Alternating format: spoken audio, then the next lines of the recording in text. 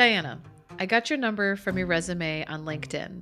My name is Sarah, and I'm an old student of, and like you, we had a relationship. I don't know the circumstances of your relationship with him, but it concerns me to see his behavior continued long after I knew him. I'm curious if you would be willing to talk to me about your experience. If not, I respect that. Sarah, I am at a loss of words, but also have so much to say. Yes, I would love to talk to you about this. Were you a student in Iowa? This is Diana. This is Sarah. And this is Blooming After Grooming, our podcast. Welcome back to our conversation with Alyssa Amendola. If you haven't already listened to the first part, we highly recommend that you go back an episode and check it out. We left off last week with a question to Alyssa about whether or not there should be a federal age of consent when it comes to sexual relationships. And Alyssa reminded us that this is exactly what she is trying to study and find out, which is very exciting. You'll hear more about how you or someone you know could be part of this really important research. Enjoy.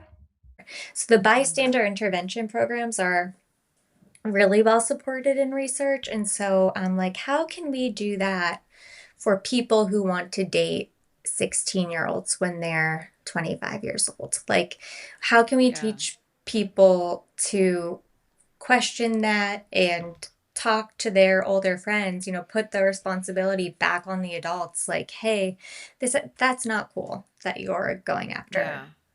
Well, because we all knew those guys, right? Like, I mean, obviously we all did, but even beyond the guys that like groomed us or may have abused us, like there was always those guys that was like buying beer for the teenagers and like having parties at his house and like, teens, and you look back now and you're like, what the hell was this guy's deal? That he was like in his mid-20s hanging out with a bunch of brace-faced teenagers, like. Ugh. Like, I think it's such, or at least it was. I hope it's not as common now. I kind of think kids now would be like, ew, you're gross. And would be kind of like, this guy's cringe and leave. But I feel like when we were younger, you just didn't think about it. Like, it's just that those guys just kind of always existed. So I think it's super exciting to think about the idea of bystander intervention because nobody wants to believe that their friends can do these kinds of things. And no one wants to see the people they care in that light. And if the story you're telling yourself is that like it's this boogeyman monstrous thing, you can't see the people you know that way. But if you can see it more as the nuanced thing that it is, of like, hey, if she can't say no, that means she can't say yes. Or hey, if you really like this girl, just wait till tomorrow when she's not drunk, and you can have this conversation tomorrow. Or like, hey, dude, why are you hanging out with teenagers? Like, that's really fucking weird. Like, I think it sounds really simple, but I think it would be a really powerful thing because none of this stuff's happening in a vacuum. Like, people were around all of these people we knew, people around all of us, and these things happened. And then what guilt do those people have to carry for the rest of their lives for not saying anything because they weren't properly trained? Well, we see it a lot with the Epstein files of people being like, all these people were around and no one did anything. Same with like R. Kelly and P. Diddy. Like it's always happening. And so it's just like the norms.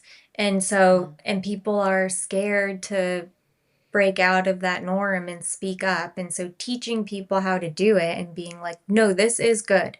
And if you do it, other people will also speak up and support you. That's like the power of the bystander intervention. I got like tingles when you were like, I don't really have the answer to this question, but this is why I'm doing the research, is because like we've talked about in our episode with Piper Stratton of just like, that the brain between those still very like crucial developmental ages of 18 through 23, 25-ish, where is that balance between like letting young adults stumble and fall and fail and make really big mistakes that they have to make to then learn what they don't want to do. And when it comes to maybe being in a situation of grooming or coercion or domestic violence and you're over 18, you have less protections. You also have like, I feel like society has less empathy for you and less sympathy for you. And they're like, well, you're an 18, you're making your own decisions now. Like you are making this choice. And so it's so interesting to me. I remember when I was like involved with our abuser, with the teacher, I would seek like content that had age gaps, and I would look at Mm-hmm. relationships like Hillary Duff and Joel Madden. She was Yeah. 16, he was 25. And like I would find Yeah. like cultural affirmations of like this Yeah. is socially acceptable. Yeah. And it's so funny. It's not funny. It's actually pretty disturbing. I started watching The Real Housewives of the OC, and I went all the way Okay. back to like 2004. Ooh, And rough times. Early. rough times. Rough times. And so many of these women, they date older men. And so like when their daughters are like, yeah, I'm 19 and I'm dating a 37-year-old, my mom can't really say anything because my dad's 20 years older than her. And then like I was watching this one like 20-year-old son of this housewife, and he's like clearly trying to take advantage of another drunk housewife. And like I'm like, why isn't his mom telling him to leave, to stop putting hands on this woman, to stop like trying to corner her in the bathroom? Like why is she just like, oh, he's such a flirt? So it's so interesting to me. I feel like we're kind of starting to catch up to like the reality of healthy relationships, right? Like healthy relationships in general, respect, consent. Because I know for me, like during those times, what I was seeing on TV was like it helped kind of enable my abuse. Whereas like now, I look back at it with, retroactively, and I can see the issues now, but in the moment, like, you don't see it. And then you see stuff on TV or like in society that kind of tells you like, oh no, it's not that big of a deal. So to think that your research is going to explore kind of like where are those, I don't know, not boundaries, but just those checkpoint standards. You know what I'm trying to say? What would be your word, Alyssa? Okay, well, bringing it back to public health, this is what's so cool about public health, because you're like, no, it's all these things. It is the law. Like, yeah, 16-year-old, I just hard stop, don't think should, I don't think it should be legal for them to be able to have sex with a 40-year-old, with a 25-year-old, and it's just fine. I just, that's what I believe. So there's that. But then, you can fix the law, and as we all know, like that doesn't necessarily lead to justice Prevention. or change, right? Yeah. And so also looking at, okay, how do we influence norms and things like that to actually, how do we change people's behavior is another big part of public health. And I think that's where the education comes into play, because if you think, oh, the only reason these age gap relationships are viewed as bad is because they're taboo, right, is one thing. But if it's like, no, they're viewed as bad because it has serious health ramifications for the younger person, and here's the data behind it, and here's the evidence. I say that while remembering that people don't vaccinate their children anymore. I would hope that it would help. You know what I mean? Yeah. For some people, it's gonna make a difference. Well, honestly, this is where the qualitative stuff comes in, which is what I'm really focused on in my research now, is like doing interviews with people and talking to them. Because sometimes, if data and numbers don't work for people, like the real story and emotion can. And so I think it's important to have both sides of it. I've interviewed maybe 5 people so far, and something really interesting that I was like, oh, I definitely relate to that, is like them talking about being in this relationship when they're 16, and they're like, no, I knew it was wrong, but, and I'm like, what was your understanding of it being wrong? And they're like, yeah, I don't, it's like when you're that age, you hear it's wrong, maybe it's illegal where you are, but you don't understand why. You don't understand the implications. Well, it's kind of like, I know I'm not supposed to be smoking cigarettes because I'm under 18, and I know I'm not supposed to be drinking. You're already, and that's being an adolescent, right? Yeah. Like it is about pushing boundaries, and it is about risky behavior. Like those are normal developmental phases for a teenager. The problem is when it's an adult who's like taking advantage of that developmental part of your adolescence. Because it's like we all did stupid. Girl, I look back at some of the shit I did, and I'm like, whoo! I'm lucky I came out of some of those situations okay. You know what I mean? But totally. Yeah, those are normal things that you're supposed to do to push those boundaries and kind of break away from, your childhood, as it were. Yeah. And I think something too that would be fascinating to look at. And I'm not at all trying to sway your research project. I'm just speaking out loud to maybe other academics out there. I I think that like storytelling and consuming stories is like, it's like if I'm envisioning like phases of unwinding, right? So like there's the stages of grooming. Okay, like what are the stages of like ungrooming or unwinding from that Mm, situation? And yeah. it seems like a common thing is an aha moment, right? Hmm. An aha moment, but it seems like, and I'm just my qualitative research from the emails we got from listeners, but that Yeah. shortly after that aha moment, there's that like craving, that necessity to find stories like yours. Mm-hmm. It seems Hmm. like we just did a listener email that came out today where it like that's a common theme, is that like I found that this happened to me and then I was just looking for something to like that I could see myself in, and that's how I found this Yeah. podcast and blah blah Mm-hmm. blah. So I do feel like that is a crucial step of that unwinding. Again, Hmm. just talk it out loud, but what Oh, are yeah. your, because if I remember correctly, your research is also going to focus on how someone's perspective of that situation, that relationship, that manipulationship, how that changes over Yeah. time. Yeah. Um, so yeah, just curious to hear your thoughts on that. Yeah, so the cool thing about qualitative research is that you can start off with, a research question and all this stuff. And as you start to interview people, you might say, oh, wow, like I didn't realize that actually people have been bringing up this specific topic that I didn't even think to ask people about. And so it can kind of adapt as you go, which is really cool. In these interviews, I start off just asking, like, how did you meet this person? What was it like in the beginning? Because I want to keep it open for people who, you know, like similar to my experience where I had known this person since I was 13, compared to people who meet someone when they're 16 or 17. Not that it's, but just the understanding of what the dynamic is might be a little different for other people. Like some of the people I talk to, well, honestly, something interesting that I'm finding is that I think the patterns of grooming are a little bit different depending on how old the younger person is when it starts. Cause it's Mm. like 16, 17, like you said, Sarah, it's the time when you're already trying to be independent and grown up and you're like, you are getting some independence.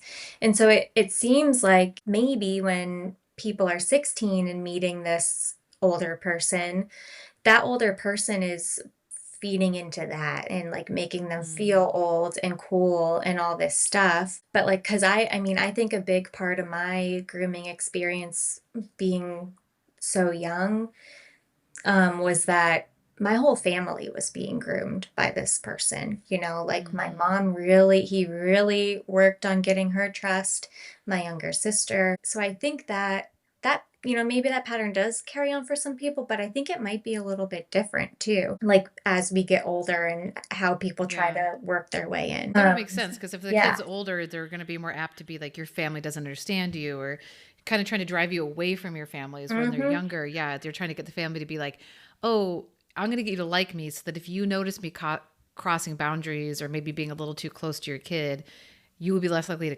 mind or think there's something bad about it because you trust me." Mm-hmm. 100%. Yeah.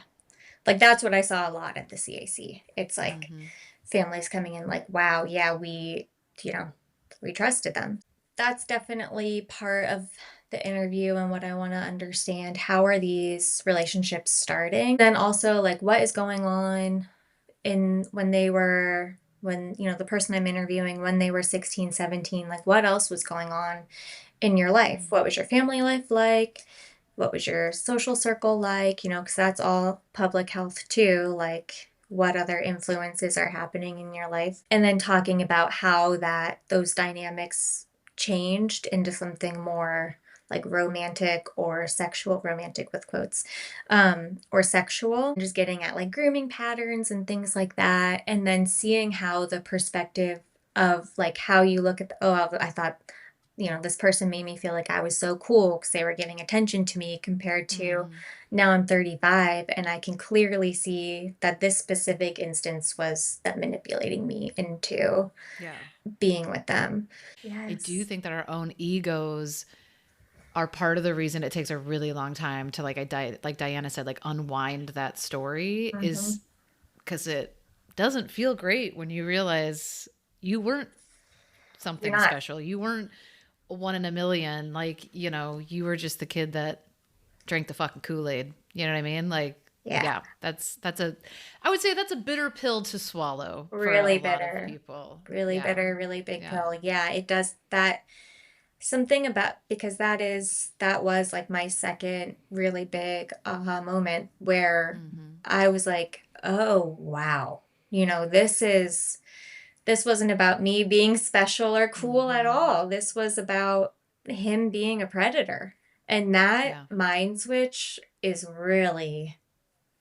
mind fuck. Like that is just It is. yeah.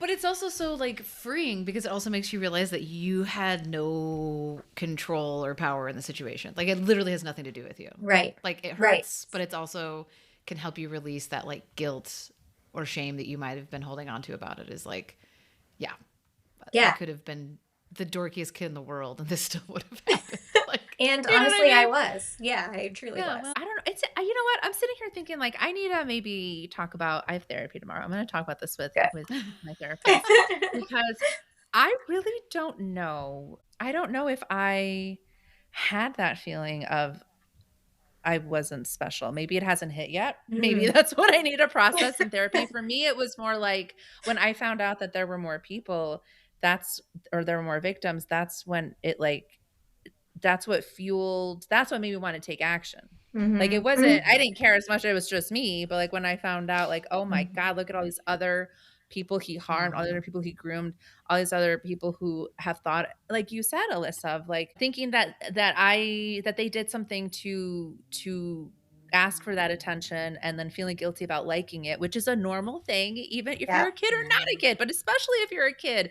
Someone's Yeah. giving you attention and making you feel special, of course you're gonna feel good, and then to feel have bad you met a about that. kid? That's all they Exactly. want. And then you feel bad about it years later when you're an adult and you're like, "Oh, it was Yeah. somehow my fault because I like the attention or I crave the attention," I Right. think I'm gonna have to explore that in therapy because Yeah. it's not something that I feel like I can relate to, but I can relate to the idea of, like, finding out there were so many more people and that upsetting me in a different way, and I think that's also something that a lot of survivors, like, we see it even in our groom scroll, like, stuff that we highlight in Mhm. groom scroll of when a survivor finds out, "Oh, there was one other person," or there was, like, a list of other people, that's when they're like, "I'm gonna burn it all Yeah. down." So it's Yeah. interesting, yeah, that's why I think like I'm so excited about your research and potentially other research that might help shed some light on, yes, like what is happening in our brain, in our Yeah. healing brain, like what's going on, Yeah. that we kind of are checking these same boxes of having our aha moments, wanting to see ourselves in reflection in other people's stories, feeling like a sense of camaraderie or solidarity when you find Mhm. out that there's someone else, or feeling a sense of like, shit, I wasn't special. Yeah. Yeah, it's Yeah. it's very interesting. The emotions are all over the place because it's like I agree there, maybe it's because maybe it's because of the dynamic of the, you know, type of relationship I had with this person that um I think I needed that. I think I needed to feel special and things like that, and I think he knew that. And so I think for me maybe that's why it that really hit me. But then I agree. I mean, as soon as that realization hit me that no, he is a predator. It wasn't a special relationship that you guys had. Yeah, I mean, I was like, well, then I kind of dealt with guilt of like, oh my God, I know he's still working with kids. And Yeah. so that has also really fueled everyone involved in this to do what we can to do I something. think it's Yeah, I think it's super interesting. And Diana and I have talked about it a lot over the years of just like how your instinct to protect somebody else, even if it's a complete stranger, Mhm. is stronger than your urge to protect yourself, you Yeah. know? And Yeah. like that's Yeah. such that I think is a study in itself of Yeah. like what is that about? Yeah. But I also think there is something about it's also self-denial, right? Like if you think that you were so interesting that this adult had to risk their entire lives to like pursue you, Yeah. that also helps you not have to face what happened to you. 100%. I think that was a big part for me too. The human Yeah. mind, it's a It's so complicated garden. complicated. And the child Um, mind, like the things that we tell yeah. ourselves just to keep ourselves safe. And then Mm-hmm. your brain, Yeah. I think a big part of the aha moments is you've gotten to a point in your life where your brain is like ready to see some of the truth. Yep. Yeah. Yeah. Ready to handle it. Yeah. Yeah, Diana always says like we should have a whole study just on aha moments. Like, what is that? Like, Yeah. No. Okay. my theory is that like I think it's two things. It's like it can either be you're finally in a place in your life where you're so safe and comfortable, where your body's like, we can do this now, We're doing this now. or Yeah. or you're in the opposite, and it's all like things are so chaotic and crazy that your Mhm. body's like, I can't hold all. I Yep. got to put something down, and like we're gonna put this down. Like, so Okay. yeah, Let's I think write it's very this different. paper. I'm so serious. Yeah. Yeah, let's do it. I think it's so interesting. I think there's the other one I've heard is turning the age that the abuser or older Mm, person was and yeah. seeing a kid who is the age Yep. you were. You were. I have heard a few of those stories like in the research and then other in my life and I am like, yeah, Yeah. yeah. That's Yeah. Because you That's realize they look definitely. like children Oh, because they yeah. are yes children. they are. Yeah. Yeah. When I was about to turn, so I met our abuser when he was 31 and I was 16. Yeah. And when I had my aha moment at 31, like, well, no, I was 30. I was 2 months before turning 31. And so I think, yeah, like around that time. And I do remember, I mean, I was 26 when I started working in a high school, but I remember having a thought of like, I would never, these Yeah. are children. Yeah. These boys don't even have beards, you know, like what? There's no, these are kids. And even if they did, it doesn't matter. It I doesn't was matter gonna how say, old Diana someone was all looks. like, now if they're Amish boys, it's different. Oh my god. Oh my But God. yeah, I think it would be really interesting to look at like, yeah, what leads up to an aha moment. Cause I know for Yes. both of us, it took a little bit of like outsiders and not close. Like for me, that these people weren't like my best friends. They were kind of like, work friends. And it Yeah. took like outsiders kind of like starting to plant little seeds for me to, Right. actually start listening. So, yeah. Are you seeking participants for your research, Alyssa? Definitely. I'm definitely seeking participants. The specifications of who I'm hoping to talk to, um, people who were in a large age gap situation, however they want to think about it, whether it was like the sexual type of thing or whether, some people I've talked to are like you. I mean, they're like, no, that was my boyfriend at the time. And now I see it as bad. But, at the time, like we were in a relationship. So anyone who, when they were between the ages of 16 to 18, was in a relationship with someone at least 5 years older than them. At least 22 years old now. I just want someone who's like maybe been out of it for a little bit. Um, and then in the United States when it happened. So those are kind of my like an ideal person to talk to. That being said, anyone who thinks like I don't quite fit that, but I have, I'm happy to like talk to them and see if it would be a good fit. That being said, I so far everyone who has reached out to participate, except for two people, it's been women who were in relationship with older guys, which perhaps isn't shocking. But I am hoping to also hear from. I've talked to one guy so far who was in a situation with an older guy, And another guy reached out to me. And they were both under the age of 16 when their relationship started. And so I'm also like 16, but with a little asterisk, like if you're 15 or 14, and like I'm not necessarily opposed to talking, to including that in the research, for people who, for boys, for men who were in these relationships as boys, and also for women who were in a relationship with an older woman, because really there's like no research on those types of dynamics. Oh, because those aren't abuse. That's just like high five. Good Right. job, buddy. You scored an older lady. Alyssa, what, don't you know that? And listen, I have a whole theory of like just, what does that do to a 16-year-old's brain if like that level of deviance is their introduction to sex? Yep. And how are they going to think about women? It's more common than you think. I know quite a few Well, men if they are that had willing experiences to, like that, like, yeah. Yeah, but send they, them to Alyssa. no, but they Oh, like but still they- very much view it as a high five score, bro. Like that vibe. And honestly, I'll talk to them still. Right. But I will talk to them still. I think, yeah, that's the other thing. I'm not necessarily trying, I'm taking all perspective. So like a couple people have reached out to me, like I view that relationship I was in as neutral, and I'm like, that's fine, because like, maybe you do, maybe you truly do. What was going on there that made you like in a place where maybe the power dynamic was more equal? Like, I don't know. So I'm not trying to, the boys stuff with the older women is totally different. But yeah, all being said, like if someone does feel like they had a somewhat positive or not completely negative, experience, like I am still willing to talk to them, because I think there's important information there too. So if we have listeners, which I know that we do, who would be interested in speaking with you, which I'm sure that they would be based off of the messages we have received from people, how would they get a hold of you? How would they participate in this? You can participate. I have a study specific email address. It's agegapstudy@gmail.com.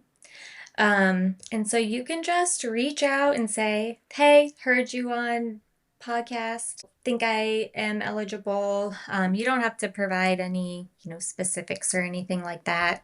And that's the first step. And then really after that email, I can give a little bit more information about what the study involves, what some of the interview questions look like, just, mental prepare. And then, if they're still interested, get them scheduled. It's all done over Zoom in my school secured Zoom. It's about an hour, I would say, talk, give or take. And yeah, I think that is all the information about it. Nice. That's Well, very exciting. Yes. It is very exciting, and I'm so glad that you kind of clarified how that you do want to include people who even like whatever stage they're at, or even if anyone who has had an age gap relationship of at least 5 years, or who is at least 22 years old, and also that you are looking for populations that are under researched. I was as a healthy I'm a psych major, so like I took Yes. research methods 3 times, and learned about the institutional review board and all of that, and raw studies work, very just high level stuff. I'm a healthy skeptic when it comes to like university studies, really like any kind of studies, because it's like, okay, you're pulling from a population, from like students, right? And there's so many things that have to go into whether or not you can even be a college student, or how you get to be a college student. So one of my questions was going to be if they have to be a student. It doesn't sound like they do. Nope. So that's great. Nope. But I am curious, Alyssa, just to know, like, what is the life of a researcher? Tell us about the life of a doctoral student. I love it. I mean, you have 2 master's degrees and you want to go back, so I feel like you can understand. Research for me, I was doing research in undergrad, on a totally different topic, but I remember thinking, wait, this is so cool. I can get paid to just continue to learn about something that I am really interested in. That's essentially what I'm doing now. I have the master's in public health, so that takes away some of the coursework I need to do. But this is my first year and I'm full time taking courses. But it's really cool because the courses I'm taking are really preparing me for my dissertation, which is essentially like your own research project, which is really exciting. Yeah, it's like I said, you kind of, as you go on in research, you get a little more specific on what you're really interested in.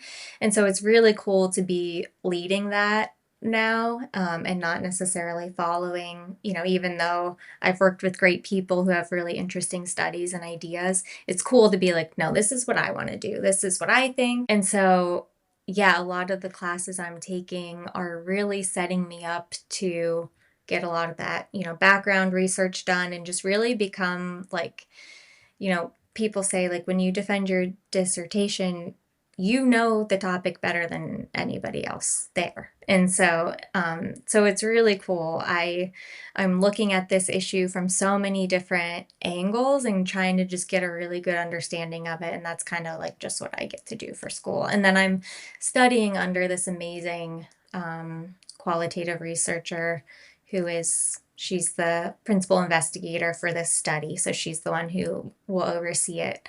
And she's just incredible. So I feel really, really lucky to be able to learn from her. And it's cool because like I said, she's a qualitative person, and I really feel like I have found my little space here in the research world because I do enjoy interviewing. I do enjoy storytelling. I probably have about 2 more years left. And I'm Dang, excited to girl, see. 3 years, Yeah. you're gonna finish your doctoral.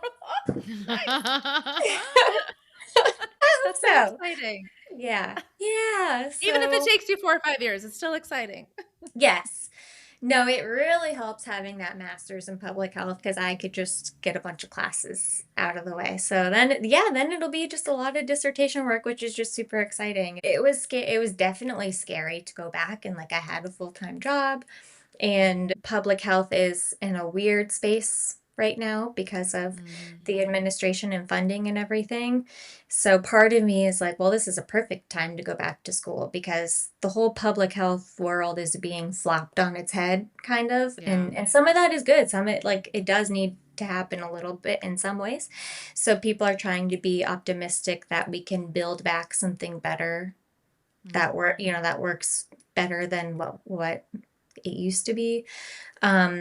But yeah, I just feel really, really lucky to be able to be doing this. So that's what I tell myself when I'm getting a little stressed out or something. It's like, you wanted this, and you you worked hard to get here, and people worked hard to help you get here. So, just like trying to be grateful. I'm excited for you. I'm proud of you. I hope you're proud of yourself. This is like Thank you. very cool work, and I'm glad to hear that, you're kind of a dork about it in the best way possible. Like I think that 100%. you have Yeah. yeah, you have to be. I think that's the best way to be. Do you have any messages to our listeners you would like anybody to know? I'm super grateful to be. I talked to my therapist this morning and she was pumped for me. She's like, that's so cool. So I'm so thankful to be here. So cool. I wouldn't have thought, like when I met you last year, Diana, I was so excited for your I guys' know. podcast and everything. So just really grateful to be here. And then I guess for listeners, feel free to reach out if you think you want to participate, or if there are other questions about like PhD in public health or this type of research in general. So like feel free to reach out about if there's other like public health or just research questions in general. I'd be happy to talk to people. Well, thank you so much. My final question for you, Alyssa, is so you've been doing this work for some time. You started off as the forensic interviewer. You just went to Center for Violence Prevention Research, and now you're doing this. How do you take care of yourself? How do you take care of your Oh, soul? How do you kind of shield yourself from being bogged down by the trauma that you intake? Yeah, how do you fill your cup? yeah, that is such an important question. Well, I do have an amazing therapist, so shout out to her. I definitely stay active, whether that even mean just getting out and going for a walk and not looking at my phone. I've been really trying to be less on my phone in general for my mental health. I find that I'm a lot happier when I'm not on it. Mm. My husband is a musician, and so I get to like go to fun gigs that he plays and dance and just be around people and experience music with people, which is really I think really healing. And then I actually do aerial arts, so I do like circus arts. Oh, nice. Yes. Oh, And Do you do yes, I've silks? seen your Instagram. Oh, yes. beautiful. Thank you. Yes, so Do I you do love doing that. silks? Silks. I'm a silks Nice. girl. Yes. Nice. And so it's great because like you have to focus on what you're doing. There's very high Yeah. stakes. And so that's really nice too. It really I can like hyper focus on that, and it's also a nice creative expression too that I don't get a lot in my day-to-day otherwise. So Yeah. yeah, I would say that Very that's cool. Awesome. thanks for What a asking that. Yeah. wonderful answer to that question. Oh. I just like go for walks and watch my musician husband play instruments in bars, and then I tie myself in silks and drop from the ceiling. Yes. Good for you. Oh, and therapy. Yeah. Yes. That's a And fabulous. snuggle my cat. She does Yeah. a lot of work. A lot What's of your work. cat's name? Cookie. Aw, little Cookie. Yeah. So cute. And I can't believe she's not in here. The sun was setting in one of her favorite areas. So I think like this is her time of the day where she Oh, likes okay. to be in that sunset. So, Yeah. that must be what she's doing. But She's sunbathing. Well, yes. tell Cookie, Sesame, and Sarah and Diana say hi. Yes, I will. And Sammy too. Let's throw Sammy in there. That's Yeah, my Sarah's dog Sammy. Yeah. Aw. Yeah, animals are delightful. They definitely their love definitely fills my cup. I'll say that. Yes. Well, Alyssa, thank you so much for joining us, and I'm so happy. Yeah, like truly like full circle. Almost a year ago is where I met you, and that's kind of like why I went there, right? It's like to make connections and learn things, and it was a Yes. great experience, and I'm really happy that you followed up with an email and we're like, hey, I met one of you, let's talk. So Yeah. here we are. I am Yeah. so excited about your research. Keep us posted as much as you can. I would like to. I would just love to stay in touch with what you're Yeah. doing and how things are going. But thank you so much. Definitely. And Yes. yeah, Thank you reach both out so whenever. much. And yeah, thank you for what you guys are doing because I have really gone back and re-listened to some of the episodes when I was going through all my stuff. So I just really like truly such useful, valuable information. I really appreciate that effort on you guys. Thank you. It's good to hear that it's getting to the right people because, yeah, 100%. sometimes it feels like we're screaming into the void a little bit. So Yeah, no, I found it extremely useful and validating. So I appreciate it so much. oh, thank you. Thank Have you. a good Have night. a good night. You too, thanks. Yeah, that was a great conversation. It was. Alyssa, future Dr. Amendola. I'm so, Diana, I feel like we're just like, I'm so excited about like the people that we're meeting, the network we're creating. It is very exciting. Okay, that's all we've got. Bye. I can hear so many tweets outside your window. I know. Do I need to close the window? No. It's nice. It's No. peaceful. No. It's really warm. Yeah, it's like really warm and kind of humid here, so I'm kind of enjoying it. Same. This is why I have this fan on that has survived. I was gonna say, you're like, I'm not enjoying it. Look at how red my face is already.